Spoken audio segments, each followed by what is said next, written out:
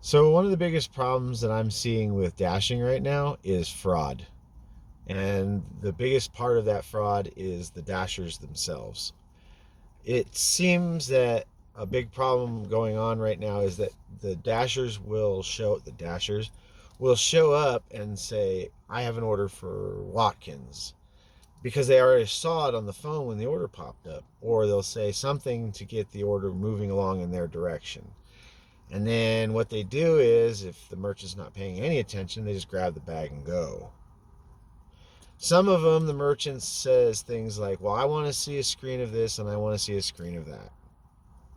Fair enough.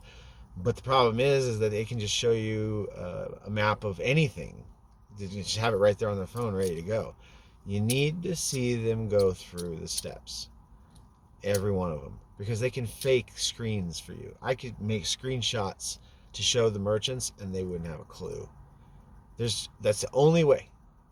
You can tell your employees, merchants, that they need to look for the map. You can tell them they need to look for this or that. But ultimately, in the age when everything can be faked, so can this, and it's really, really easy. Just a little bit ago, I tried a little test because this lady at this particular place is usually really on it, but she doesn't follow through to the end. She just looks for a certain screen.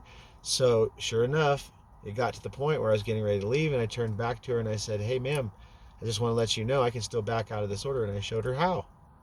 And she was surprised that I could do that. And I told her, I said, I'm not doing this to get away with it. I'm doing this to show you that you guys aren't quite all the way there yet with trying to prevent the fraud. The only way to prevent the fraud is to watch them go through every screen until they get to the map. When that happens, you have done everything you possibly can short of taking their phone from them and doing it for them to ensure they're legitimate. Until DoorDash comes up with another option to legitimize us drivers better, we're unfortunately going to continue to have this problem. And, one of the other things, just to mention this, is that a lot of times when an order comes through to us, we do get just enough information that we could go pick up the order even if we deny the order. So I could get something, never take the order, and know where to go and what to pick up anyway. So for you customers out there who have had this happen to you, it's not the merchant's fault, and sadly, it's only the dasher's fault. DoorDash doesn't want these people doing this. They do it anyway. Rotten apples in every fucking batch.